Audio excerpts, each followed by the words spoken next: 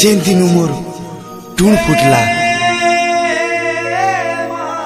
कथा कही शिखली पहला करी माँ डाकली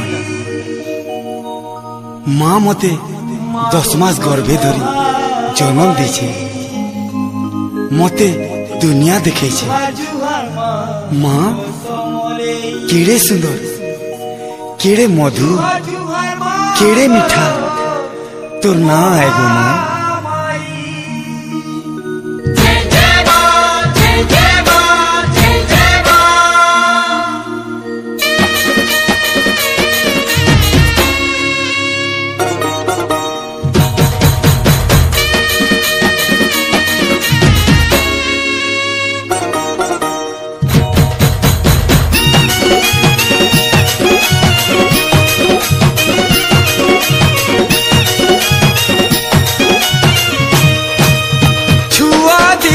कथा कहली कि माँ अक्षरटा मूल स्वर्ग पाताल मही मंडले गो तोर नाटा धार मुई गरीब छुआ तुई जगतर माता तोर कनत कानी माँ मते डापी रखी था।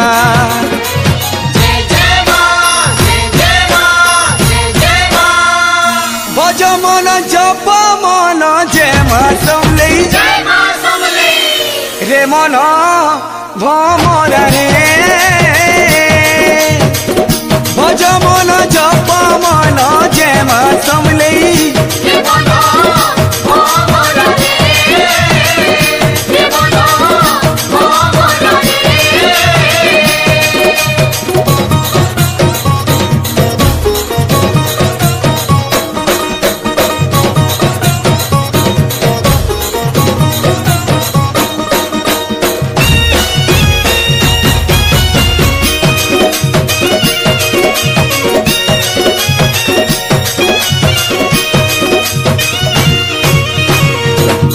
करी जेभे मुई हिया हे जानी गो मारा धरी तो कहा पकानी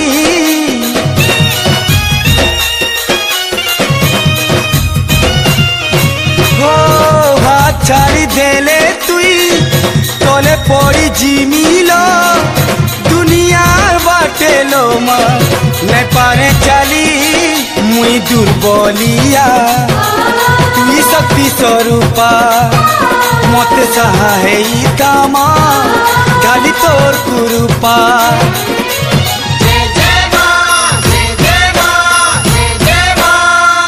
भज मन जप मन जय माँ समले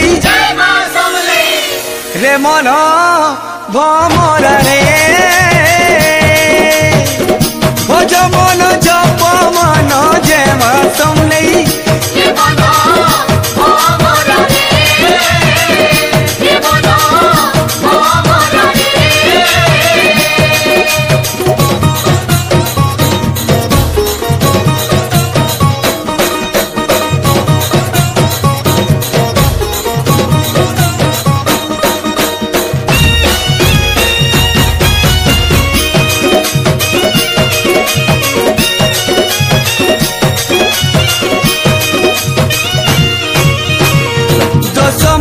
गरती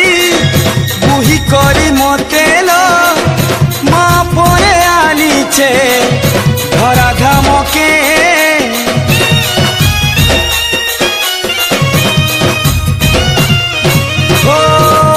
मोर कपालेल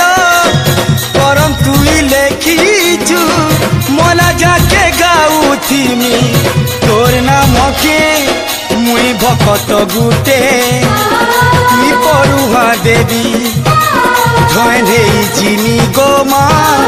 तोर करुणा लभी।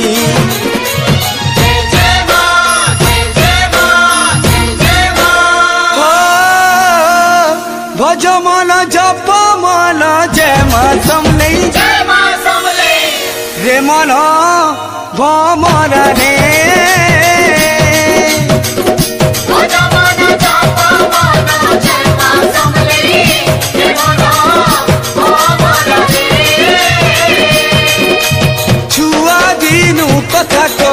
की माँ अक्षरटा मूल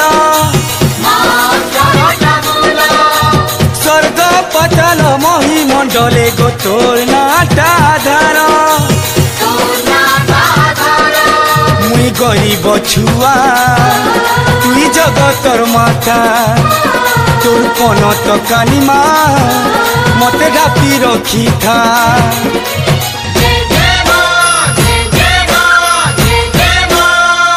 भज मन जप मन जय माँ समलई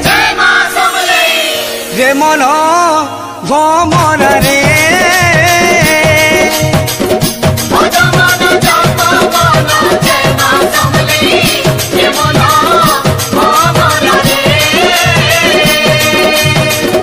रे मन